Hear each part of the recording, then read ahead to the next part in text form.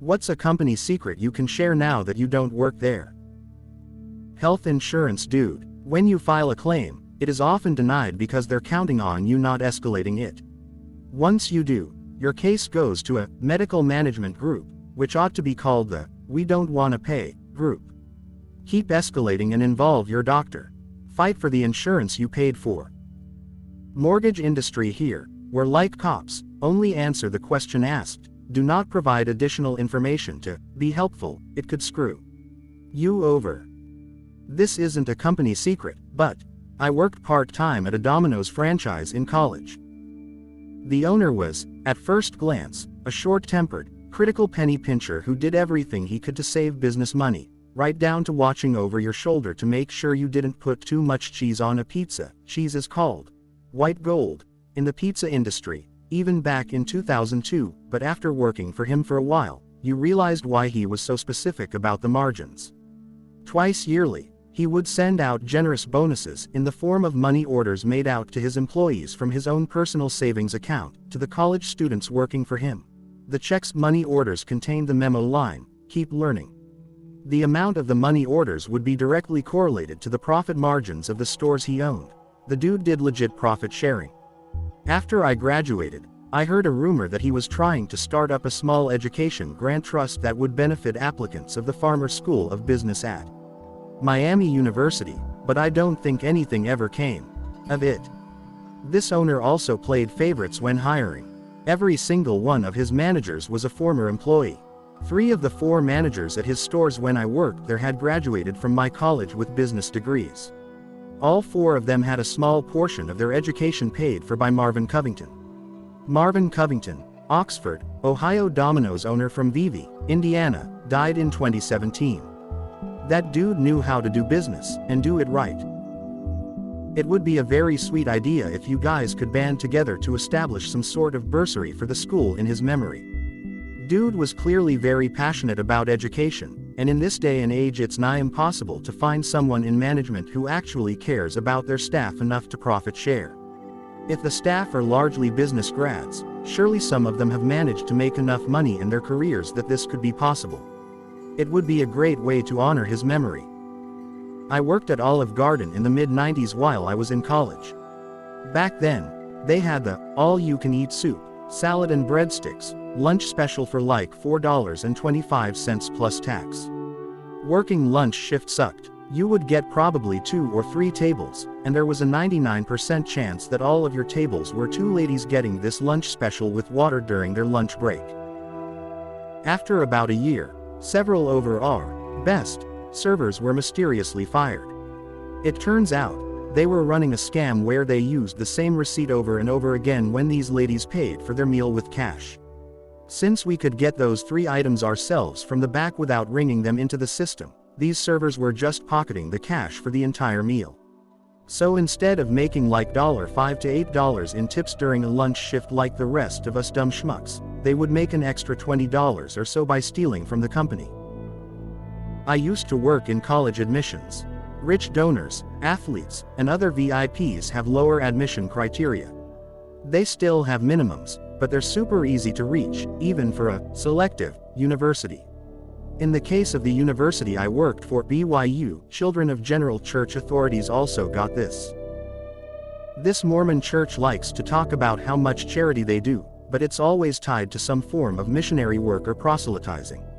Particularly in UT, they would secure housing, furniture, food etc. to Iraqi refugees, and, in exchange, these poor people who have had their whole life uprooted would have to be visited by and listen to missionaries drone on and on about the Mormon religion, and having the gall to ask these Muslim refugees if they want to get baptized after a few weeks.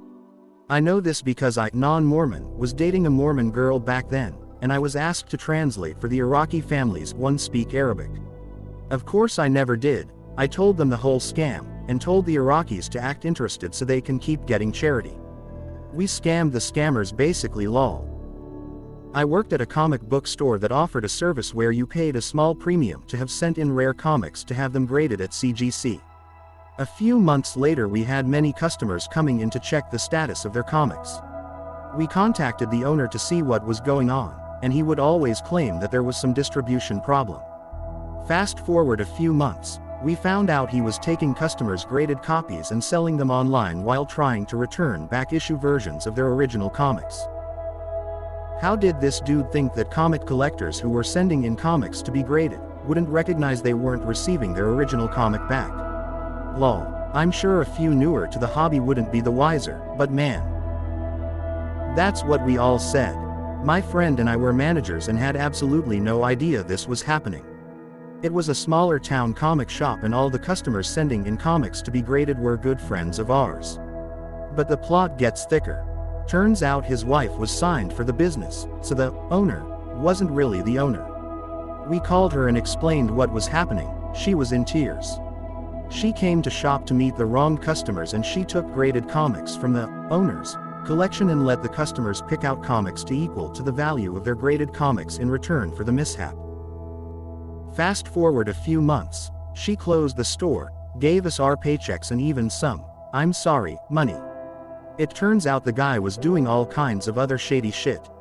She divorced him, and I'm like 99% sure he went to jail for fraud.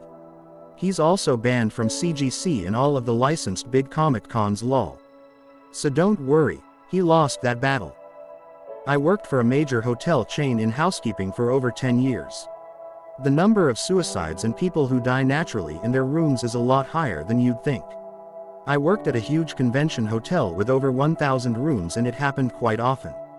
Unless it was a pretty gnarly mess, it would just get cleaned like normal and the next guest had no idea.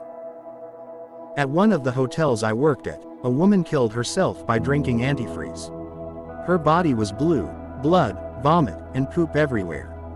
My friend who was maintenance saw it and couldn't sleep that night. Working at hotels will change you. We've only had one death at the hotel I've worked at for 6 years. Folk had evacuated to the hotel on account of a hurricane, and an old man there with his wife had forgotten to bring his medicine from home from what we were told later. It was very sad for everyone. At a local deli grocery store I worked at, everyone raved about how good their mac and cheese is, and it always sold really quick when I worked in the deli. It's even labeled on the menu as store's famous mac and cheese. It's literally just Stouffer's, we didn't even add anything to it. If you were on live chat with customer care, I could see what you were typing before pressing send. I watched people work through grotesque, racist, sexist statements, fraudulent lies and mistruths, meticulous grammar fixes, and their whole range of emotions in real time before deleting and typing, okay. Yay, I started typing my responses in Notepad and pasting them over because of my need to be seen as an adult. Had a friend who worked for a bridal dress company, she would tell me all her stories after work. They intentionally will bring back the wrong dress in attempts to get you to try it on, fall in love, and buy a more expensive wedding dress. They'll walk you through the more expensive sections so you look through dresses out of your budget and want to try them on. They often forget to check if the dress you requested is in stock for the time frame you've requested, again so that you'll have to pay more for faster shipping or a nicer dress. It's a very predatory business masked by compliments, thinly veiled body shaming, and incredibly underpaid and understaffed stores. I don't think it's a bad secret at all. But back in college, I delivered pizzas for Papa John's. The store manager must have had an undiagnosed case of OCD or germophobia or something. Because every night, he would assign someone to do the cleaning duties, mopping floors, double-checking expiration dates, throwing away expired stuff, etc. And every night, he would absolutely lose his temper and berate whoever was doing the cleaning. They were going too fast, they weren't cleaning everything, whatever. After that, he'd always take over the cleaning himself. He was amazingly picky about the cleanliness and food quality. Expiration date is 3 days from now. Fuck that, I'll order more. Throw that shit away, we're not serving it. He would also go out of pocket to buy special cleaning products, because that worthless bullshit that corporate wants us to use doesn't get the job done. He also went out of pocket to hire some kind of specialist to clean out the fountain drink dispenser, ice machine and all that stuff. The machine needs to always be as close to brand new as possible. One standout moment for me was when he reduced a cashier to tears by hollering, "Would you eat off this floor?" No. Then it's not clean enough. He wasn't telling her to eat off the floor. He was just making a point. After we'd closed the store, he'd kick all of us out, lock up behind us and stay until something like 2 a.m. cleaning the place. You always knew when he closed because you could smell the chemical scent still lingering in the air. The end result of this was the store, the food, the equipment and the facilities were always in squeaky clean condition. Customers, somehow, picked up on what a perfectionist the store manager was and bought from us all the time. Because there's a lot of peace of mind that goes in with knowing your food was cooked by someone willing to throw ingredients away before the expiration date, stay in the store until God knows when cleaning everything, etc. The true irony was how much the boss hated himself. Because he didn't think he was doing a good enough job to run a clean restaurant with fresh ingredients. It didn't matter how many compliments he got from customers or how many service industry veterans said they'd never worked in a place as obsessive about freshness and cleanliness as his Papa John's store, he was convinced his store was still a filthy barn. Eventually, he got promoted to some kind of higher-level corporate position, district manager. That required him to visit other stores and make sure they were all up to spec. The end result of that was a lot of stores in this area all improved seemingly overnight. The vehicle modification shop at Chillicothe Correctional Institution in Chillicothe, Ohio dumps waste coolant from the machine shop into a storm drain that empties directly into the Scioto River, because the chemical disposal tank is a 55-gallon drum in the paint shop, and that's much too small. They can't throw me into solitary confinement for complaining anymore. Edit. This happens about once a year, when the machine's coolant reservoirs are emptied and the coolant replaced. It's not on a schedule, it's one of those things that you do when work is slow. Each machine holds 15 to 20 gallons, and usually you just add more as it evaporates, but eventually it gets nasty and needs replaced. It's supposed to go in a waste tote to be disposed of safely, which is what every non-government machine shop does. Being able to prove this is being done would require knowing when they're going to do this, and that's a decision that's often made spur of the moment. Hey, work is slow, let's have a clean-up day. There aren't any phones in the machine shop, either. Edit 2. A container to store the waste properly costs $200. Why waste taxpayer money when we can just poison the taxpayers instead? Worked at an American Toyota dealership in the body shop for 12 years. We would throw away literally everything regardless of the environmental impact. Car paint, which is nasty shit BTW, went straight to the dumpster. Radiator fluid, down the drain. I even saw someone put oil down the drain a couple times even though we had barrels for it up in the service department. The only thing we saved was old car parts which the boss then sold to scrapyards and pocketed the money. The painter didn't ever wear a mask either. He is around 60 and still kicking despite 30 years of painting without a mask somehow. 1. Ford parts from Mexico are way more reliable than Ford parts from Detroit, or at least they were before 2020. I worked in Detroit and we had some customers who were fussy about us always doing repairs with Michigan parts, but when we had a problem that wouldn't stay fixed we would always secretly switch to the Mexican parts, which did solve things. 2. I was a prison guard a decade ago and we installed some facial tracking software in the surveillance cameras. One of the inmates panicked while cleaning the unused solitary confinement cells, which is usually a desirable job. It's easy as fuck and nobody pays attention to you, and he insisted that he be moved out of that job because there was a ghost. The ranking officers decided to check the new cameras, and the security software claimed it saw a face behind the inmate at the same time as he was visibly startled in the camera footage. We're all aware there are mundane reasons why a new facial recognition system would think it saw a ghost, but since the inmate and the security software both thought there was a ghost, it was decided that the inmate should be immediately transferred at no penalty.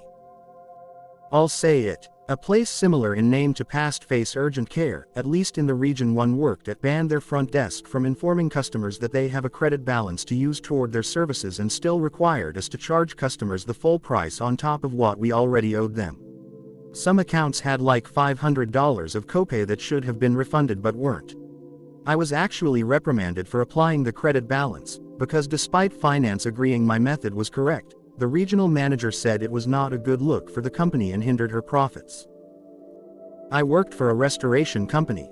One time an elderly woman called them to clean her house. She was a hoarder or there had been a fire. I can't remember. Anyway, The company charged $57,000 for the work to be done, but in actuality they couldn't even get the charges to add up to $20,000. She couldn't file this on her insurance.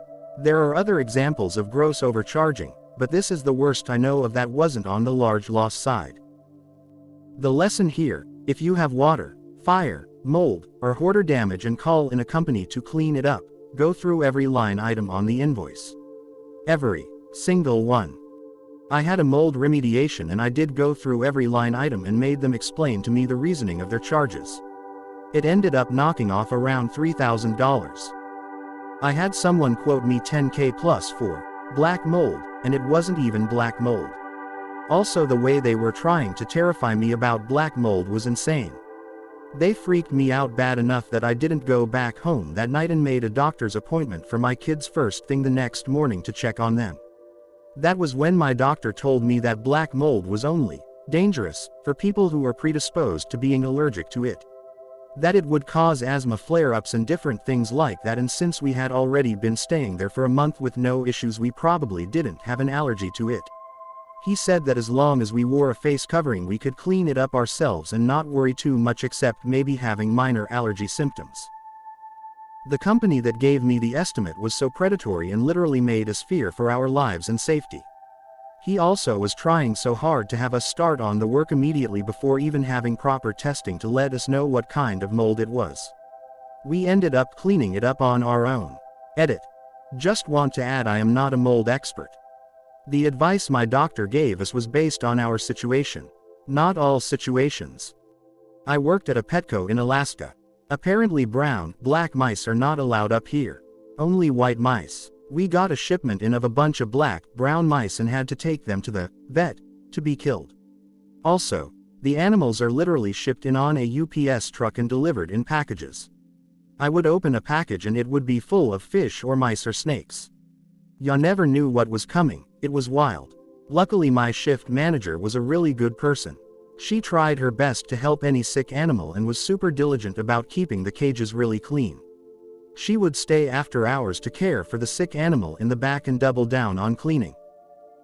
When upper management came, they didn't give a shit how clean anything was. They would yell at us to get more customers to sign up for pet rewards. If I didn't pester every single person checking out, they would get angry and give me point deductions. I have no idea what the deductions even did. One of the upper managers watched me for like 3 hours when I was at the register. He said I wasn't pushy enough on getting people to donate, sign up for shit. Bitch, I will ask once and if they say no I am not asking again. That shit is annoying AF. He also got mad at me when I didn't clean the bird cage fast enough. It took time away from the register. I'm sorry, I don't want our birds to stand in their own shit for hours, so yeah, I'ma take my time to scrub that shit clean. Also, don't buy fish from Petco. Pretty much every shipment that came in they were all infected with ick. Basically half our tanks were in quarantine. We had several customers come back saying we killed their entire fish tank because of fish we sold them. Fuck Petco. Home Depot. Most security cameras are fake. Easy to steal and most stores have no security loss prevention. Buy the clearance items that end in 3 cents. After that, the next step of the markdown process is the dumpster. Dial 676 on any desk phone to live page on the overhead speakers. Fun to mess with that. Buy the products in front, it's newer. The old product gets pushed behind continuously.